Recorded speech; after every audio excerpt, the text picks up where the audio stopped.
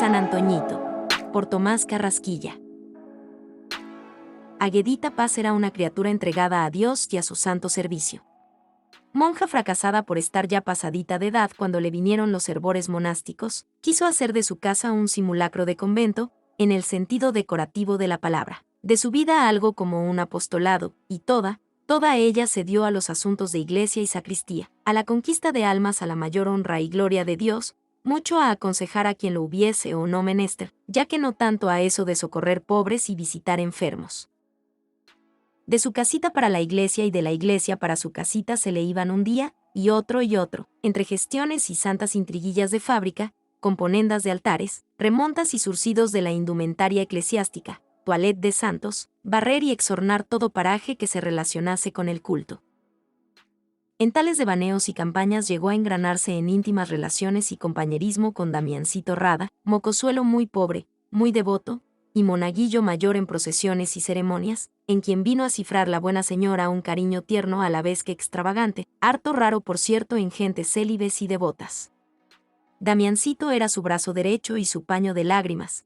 Él la ayudaba en barridos y sacudidas, en el lavatorio ilustre de candelabros e incensarios. Él se pintaba solo para manejar albas y doblar corporales y demás trapos eucarísticos. A su cargo estaba el acarreo de flores, musgos y forrajes para el altar, y era primer ayudante y asesor en los grandes días de repicar recio, cuando se derretía por esos altares mucha cera y esperma, y se colgaban por esos muros y palamentas tantas coronas de flores, tantísimos paramentones de colorines. Sobre tan buenas partes era Damiancito sumamente rezandero y edificante, comulgador insigne, aplicado como el solo dentro y fuera de la escuela, de carácter sumiso, dulzarrón y recatado, enemigo de los juegos estruendosos de la chiquillería, y muy dado a enfrascarse en la monja santa, práctica de amor a Jesucristo y en otros libros no menos piadosos y embelecadores. Prendas tan peregrinas como edificantes, fueron poderosas a que Aguedita, merced a sus videncias e inspiraciones, llegase a adivinar en Damián Rada no un curita de misa y olla, sino un doctor de la iglesia, mitrado cuando menos, que en tiempos no muy lejanos había de refulgir cual astro de sabiduría y santidad, para honra y glorificación de Dios. Lo malo de la cosa era la pobreza e infelicidad de los padres del predestinado y la no mucha abundancia de su protectora. Mas no era ella para renunciar a tan sublimes ideales. Esa miseria era la red con que el Patas quería estorbar el vuelo de aquella alma que había de remontarse serena, serena como una palomita, hasta su Dios. Pues no lograría el Patas sus intentos. Y discurriendo, como rompería la diabólica maraña, diose a adiestrar a Damiancito en tejidos de red y crochet, y tan inteligente resultó el discípulo, que al cabo de pocos meses puso en cantarilla un ropón con muchas ramazones y arabescos que eran un primor, labrado por las delicadas manos de Damián. 14 pesos, billete sobre billete, resultaron de la invención. Tras esta vino otra, y luego la tercera, las cuales le produjeron obra de 3 condores. Tales ganancias abriéronle a Aguedita tamaña agalla. Fuese al cura y le pidió permiso para hacer un bazar a beneficio de Damián. Concedióselo el párroco, y armada de tal concesión y de su mucha elocuencia y seducciones, encontró apoyo en todo el señorío del pueblo. El éxito fue un sueño que casi trastornó a la buena señora, con ser que era muy cuerda, 63 pesos. El prestigio de tal dineral, la fama de las virtudes de Damián, que ya por ese entonces llenaba los ámbitos de la parroquia, la fealdad casi ascética y decididamente eclesiástica del beneficiado formáronle aureola, especialmente entre el mujerío y gentes piadosas. El curita de Aguedita llamábalo todo el mundo, y en mucho tiempo no se habló de otra cosa que de sus virtudes, austeridades y penitencias. El curita ayunaba témporas y cuaresmas antes que su Santa Madre Iglesia se lo ordenase, pues apenas entraba por los 15, y no así, atracándose con el mediodía y comiendo a cada rato como se estila hogaño, sino con una frugalidad eminentemente franciscana, y se dieron veces en que el ayuno fuera al traspaso cerrado. El curita de Aguedita se iba por esas mangas en busca de las soledades, para hablar con su Dios y echarle unos párrafos de imitación de Cristo, obra que a estas andanzas y aislamientos siempre llevaba consigo. Unas leñadoras contaban haberle visto metido entre una barranca, arrodillado y compungido, dándose golpes de pecho con una mano de moler. quien aseguraba que en un paraje muy remoto y umbrío había hecho una cruz de sauce y que en ella se crucificaba, horas enteras a cuero pelado, y nadie lo dudaba, pues Damián volvía siempre ojeroso, macilento, de los éxtasis y crucifixiones. En fin, que Damiancito vino a ser el santo de la parroquia, el pararrayos que libraba a tanta gente mala de las cóleras divinas. A las señoras limosneras se les hizo preciso que su óvulo pasara por las manos de Damián, y todas a una le pedían que las metiese en parte en sus santas oraciones. Y como el perfume de las virtudes y el olor de santidad siempre tuvieron tanta magia, Damián, con ser un bicho raquítico, arrugado y enteco, aviejado y paliducho de rostro, muy rodillijunto y patiabierto, muy contraído de pecho y maletón, con una figurilla que más parecía de feto que de muchacho, resultó hasta bonito e interesante. Ya no fue curita, fue San Antoñito. San Antoñito le nombraban y por San Antoñito entendía. Tan queridito, decían las señoras cuando lo veían salir de la iglesia, con su paso tan menudito, sus codos tan remendados, su par de parches en las posas, pero tan aseadito y decoroso. Tan bello ese modo de rezar con sus ojos cerrados. La unción de esa criatura es una cosa que edifica. Esa sonrisa de humildad y mansedumbre. Si hasta en el caminado se le ve la santidad. Una vez adquiridos los dineros no se durmió Aguedita en las pajas. Avistóse con los padres del muchacho, arreglóle el ajuar, comulgó con él en una misa que habían mandado a la Santísima Trinidad para el buen éxito de la empresa. Dióle los últimos perfiles y consejos, y una mañana muy fría de enero vióse salir a San Antoñito de Panceburro Nuevo, caballero en la mulita vieja de señor Arciniegas, casi perdido entre los amarros del mayordomo de fábrica, escoltado por un rescatante que le llevaba la maleta y a quien venía consignado. Aguedita, muy emparentada con varias señoras acaudaladas de Medellín, había gestionado de antemano a fin de recomendar a su protegido. Así fue que cuando éste llegó a la casa de asistencia y hospedaje de las señoras del Pino, halló campo abierto y viento favorable. La seducción del santo influyó al punto, y las señoras del Pino, doña Pacha y Fulgencita, quedaron luego a cual más pagada de su recomendado. El maestro Arenas, el sastre del seminario, fue llamado inmediatamente para que le tomase las medidas al presunto seminarista y le hiciese una sotana y un manteo a todo esmero y baratura, y un terno de lanilla carmelita para las grandes ocasiones y trasiegos callejeros. Ellas le consiguieron la banda, el tricornio y los zapatos, y doña Pacha se apersonó en el seminario para recomendar ante el rector a Damián. Pero, oh desgracia, no pudo conseguir la beca, todas estaban comprometidas y sobraba la mar de candidatos. No por eso amilanóse doña Pacha. A su vuelta del seminario entró a la catedral e imploró los auxilios del Espíritu Santo para que la iluminase, en conflicto semejante. Y la iluminó. Fue el caso que se le ocurrió avistarse con doña Rebeca Inestrosa de Gardeazábal, dama viuda, riquísima y piadosa, a quien pintó la necesidad y de quien recabó almuerzo y comida para el santico. Felicísima, radiante, voló doña Pacha a su casa, y en un 2x3 habilitó de celdilla para el seminarista un cuartucho de trebejos que había por allá junto a la puerta falsa, y aunque pobres, se propuso darle ropa limpia, alumbrado, merienda y desayuno. Juan de Dios Barco, uno de los huéspedes, el más mimado de las señoras por su acendrado cristianismo, así en el apostolado de la oración y malilla en los asuntos de San Vicente, regalóle al muchacho algo de su ropa en muy buen estado y un par de botines que le vinieron holgadillos y un tanto sacados y movedizos de jarrete. Juancho le consiguió con mucha rebaja los textos y útiles en la librería católica y cátame a periquito hecho fraile. No habían transcurrido 3 meses y ya Damiancito era dueño del corazón de sus patronas y propietario en el de los pupilos y en el de cuánto huésped arrimaba a aquella casa de asistencia tan popular en Medellín. Eso era un contagio.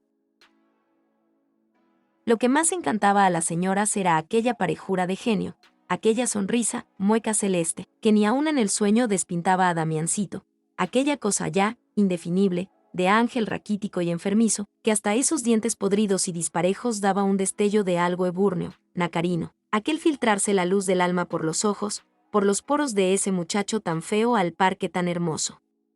A tanto alcanzó el hombre, que a las señoras se les hizo un ser necesario. Gradualmente, merced a instancias que a las patronas les brotaban desde la fibra más cariñosa del alma, Damiancito se fue quedando, ya a almorzar, ya a comer en casa, y llegó día en que se le envió recado a la señora de Gardeazabal que ellas se quedaban definitivamente con el encanto. Lo que más me pela del muchachito, decía doña Pacha, es ese poco metimiento, esa moderación con nosotras y con los mayores. ¿No te has fijado, Fulgencia, que si no le hablamos él no es capaz de dirigirnos la palabra por su cuenta? No digas eso, Pacha. Esa aplicación de ese niño. Y ese juicio que parece de viejo. Y esa vocación para el sacerdocio. Y esa modestia, ni siquiera por curiosidad ha alzado a ver a Candelaria. Era la tal una muchacha criada por las señoras en mucho recato, señorío y temor de Dios. Sin sacarla de su esfera y condición mimábanla cual a la propia hija, y como no era mal parecida y en casas como aquella nunca faltan acechanzas, las señoras, si bien miraban a la chica como un vergel cerrado, no la perdían de vista ni un instante. Informada doña Pacha de las habilidades del pupilo como franjista y tejedor púsolo a la obra, y pronto varias señoras ricas y encopetadas le encargaron antimacasares y cubiertas de muebles. Corrida la noticia por las réclames de Fulgencia, se le pidió un cubrecama para una novia, en aquello si vieron las señoras los dedos un ángel. Sobre aquella red sutil e inmaculada, cual telaraña de la gloria, alveaban con sus pétalos ideales manojos de azucenas, y volaban como almas de vírgenes unas mariposas aseñoradas, de una gravedad coqueta y desconocida. No tuvo que intervenir la lavandera. De los dedos milagrosos salió aquel ampo de pureza a velar el lecho de la desposada. Del importe del cubrecama sacóle Juancho un flux de muy buen paño, un calzado hecho sobre medidas y un tirolés de profunda hendidura y ala muy graciosa. Entusiasmada doña Fulgencia con tantísima percha hízole de un retal de blusa mujeril que le quedaba en bandera, una corbata de moño, a la que, por su gestión acaso, imprimió la figura arrobadora de las mariposas supradichas. Etéreo como una revelación de los mundos celestiales quedó Damiancito con los atavíos, y cual si ellos influyesen en los vuelos de su espíritu sacerdotal, iba creciendo al par que en majeza y galanura en las sapiencias y reconditeces de la latinidad. Agachado en su mesita cojitranca vertía del latín al romance y del romance al latín, ahora a Cornelio Nepote y tal cual miaja de Cicerón, ahora a San Juan de la Cruz, cuya serenidad hispánica remansaba en unos hiperbatones dignos de Horacio Flaco. Probablemente Damiancito sería con el tiempo un caro número 2. La cabecera de su casta camita era un puro pegote de cromos y medallas, de registros y estampitas, a cual más religioso. Allí Nuestra Señora del Perpetuo, con su rostro flacucho tan parecido al del seminarista, allí Martín de Porres, que armado de su escoba representa la negrería del cielo, allí Bernardete, de rodillas ante la blanca aparición, allí copones entre nubes, ramos de uvas y gavillas de espigas, y el escapulario del Sagrado Corazón, de alto relieve, destacaba sus chorrerones de sangre sobre el blanco disco de franela. Doña Pacha, a vueltas de sus entusiasmos con las virtudes y angelismo del curita, y en fuerza acaso de su misma religiosidad, estuvo a pique de caer en un cisma. Muchísimo admiraba a los sacerdotes, y sobre todo al rector del seminario, pero no le pasaba ni envuelto en hostias eso de que no se le diese beca a un ser como Damián, a ese pobrecito desheredado de los bienes terrenos, tan millonario en las riquezas eternas. El rector sabría mucho, tanto, si no más que el obispo, pero ni él ni su ilustrísima le habían estudiado, ni mucho menos comprendido. Claro. De haberlo hecho, desbecaran al más pintado a trueque de colocar a Damiancito. La iglesia antioqueña iba a tener un San Tomasito de Aquino, si acaso Damián no se moría, porque el muchacho no parecía cosa para este mundo. Mientras que doña Pacha fantaseaba sobre las excelsitudes morales de Damián, Fulgencita se daba a mimarle el cuerpo endeble que aprisionaba a aquella alma apenas comparable al cubrecama consabido, chocolate sin harina de lo más concentrado y espumoso. Aquel chocolate con que las hermanas se regodeaban en sus horas de sibaritismo, le era servido en una jícara tamaña como esquilón. Lo más selecto de los comistrajes, las grosuras domingueras con que regalaban a sus comensales, iban a dar en raciones frailescas a la tripa del seminarista, que gradualmente se iba anchando. Y para aquella cama que antes fuera dura tarima de costurero, hubo blandicies por colchones y almohadas, y almidonadas blancuras semanales por sábanas y fundas, y flojedades cariñosas por la colcha grabada, de candideces blandas y flecos desmadejados y acariciadores. La madre más tierna no repasa ni revisa los indumentos interiores de su unigénito cual lo hiciera Fulgencita. Con aquellas camisas, con aquellas medias y con aquella otra pieza que no pueden nombrar las mises. Y aunque la señora era un tanto asquienta y poco amiga de entenderse con ropas ajenas, fuesen limpias o sucias, no le pasó ni remotamente al manejar los trapitos del seminarista ni un ápice de repugnancia. ¿Qué le iba a pasar? Si antes se le antojaba, al manejarlas, que sentía el olor de pureza que deben exhalar los suaves plumones de los ángeles. Famosa dobladora de tabacos. Hacía unos largos y aseñorados que eran para que Damiancito los fumase a solas en sus breves instantes de vagar. Doña Pacha, en su misma adhesión al santico, se alarmaba a menudo con los mimos y ajonjeos de Fulgencia, pareciéndole un tanto sensuales y antiascéticos tales refinamientos y tabaqueos. Pero su hermana le replicaba, sosteniéndole que un niño tan estudioso y consagrado necesitaba muy buen alimento, que sin salud no podía haber sacerdotes, y que a alma tan sana no podían malearla las insignificancias de unos 4 bocados más sabrosos que la basofia, ordinaria y cotidiana, ni mucho menos el humo de un cigarro, y que así como esa alma se alimentaba de las dulzuras celestiales, también el pobre cuerpo que la envolvía podía gustar algo dulce y sabroso, máxime cuando Damiancito le ofrecía a Dios todos sus goces puros e inocentes. Después del rosario con misterios en que Damián hacía el coro, todo el ojicerrado, todo el recogido, todo estático, de hinojo sobre la áspera estera antioqueña que cubría el suelo. Después de este largo coloquio con el Señor y su Santa Madre, cuando ya las patronas habían despachado sus quehaceres y ocupaciones de prima noche, solía Damián leerles algún libro místico, del padre Faber por lo regular. Y aquella vocecilla gangosa que se desquebrajaba al salir por aquella dentadura desportillada, daba el tono, el acento, el carácter místico de oratoria sagrada. Leyendo Belén, el poema de la Santa Infancia, libro en que Faber puso su corazón, Damián ponía una cara, unos ojos, una mueca que a Fulgencia se le antojaban transfiguración o cosa así. Más de una lágrima se le saltó a la buena señora en esas leyendas.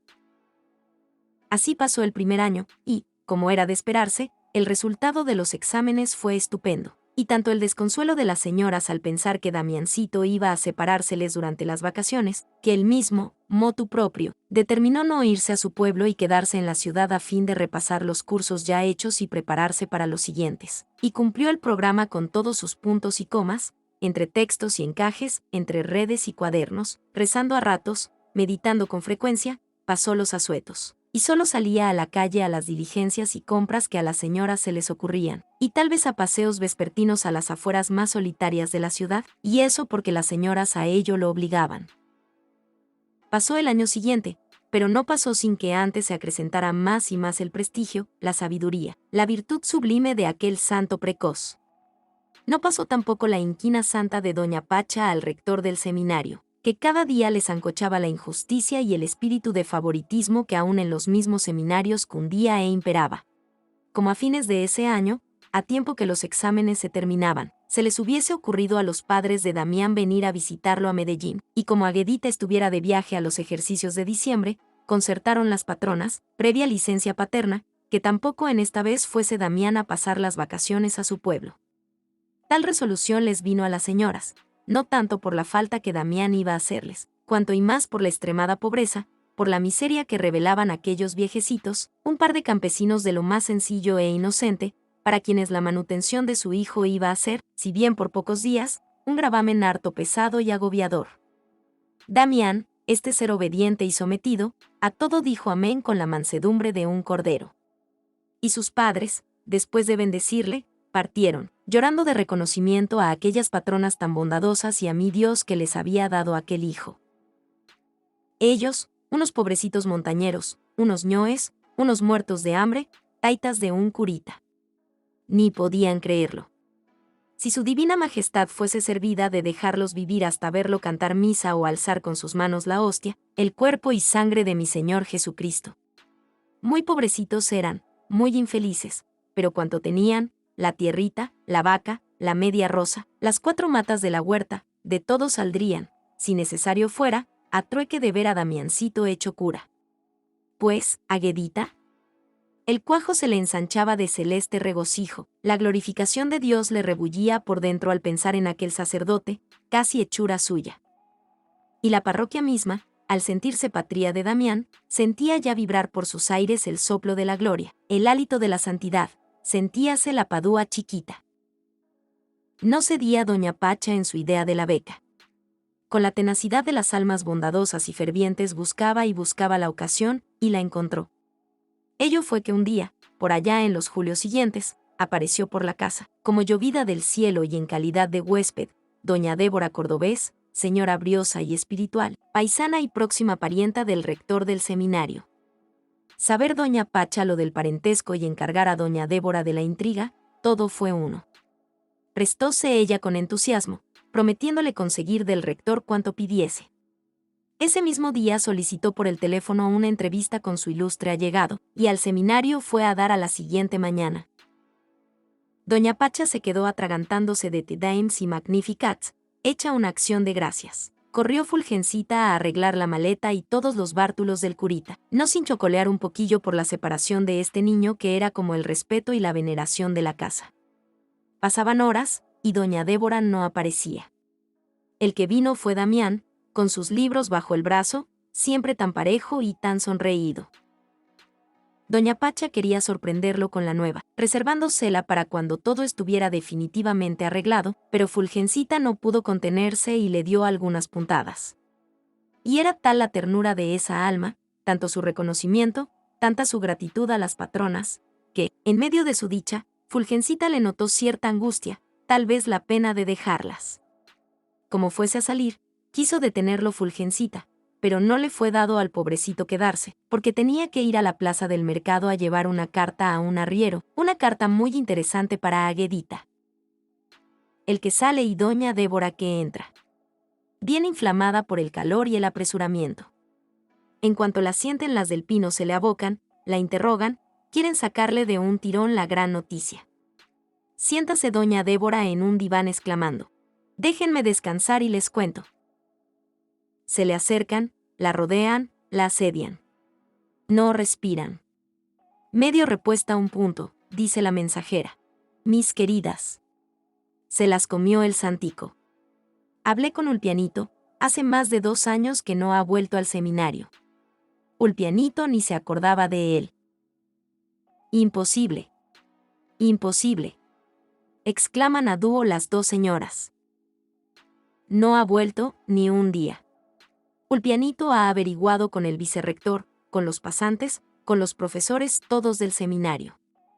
Ninguno lo ha visto.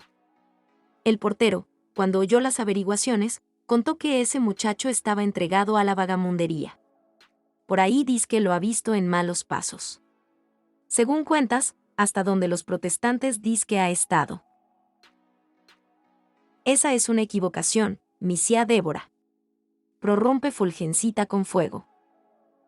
Eso es para no darle la beca. Exclama doña Pacha sulfurada. ¿Quién sabe en qué enredo habrán metido a ese pobre angelito? Sí, Pacha, asevera Fulgencita. A misia Débora la han engañado. Nosotras somos testigos de los adelantos de ese niño. Él mismo nos ha mostrado los certificados de cada mes y las calificaciones de los certámenes.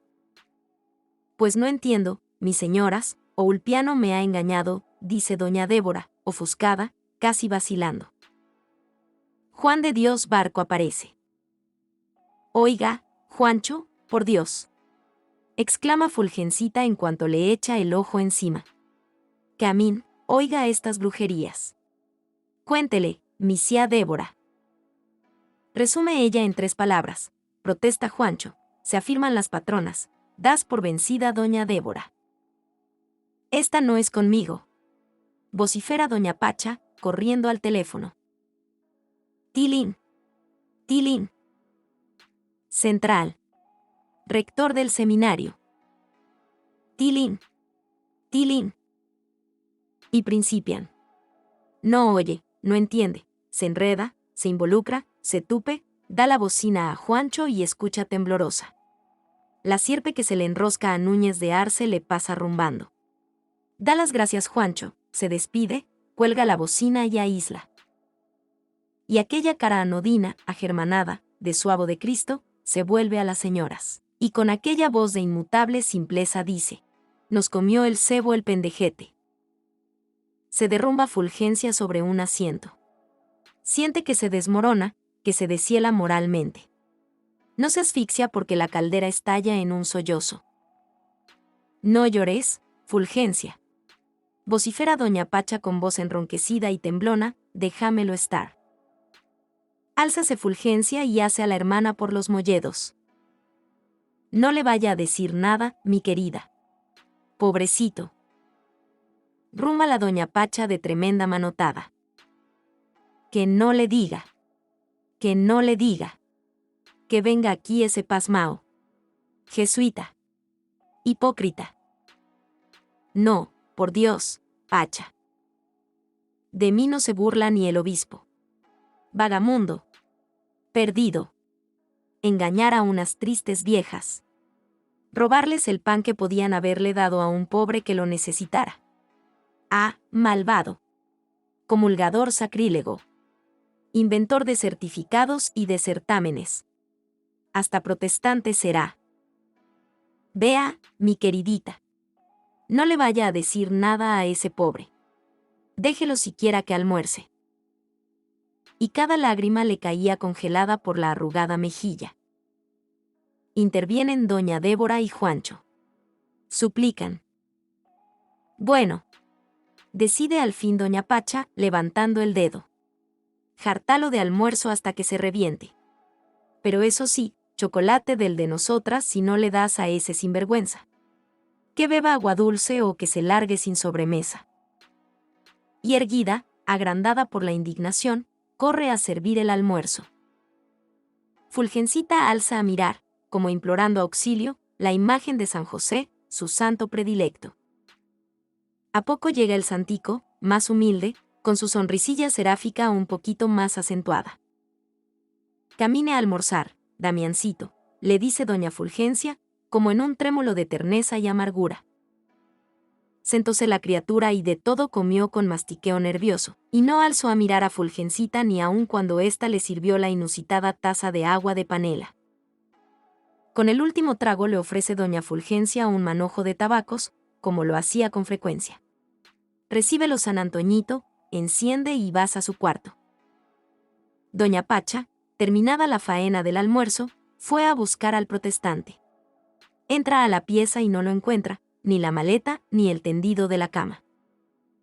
Por la noche llaman a Candelaria al rezo y no responde, búscanla y no aparece.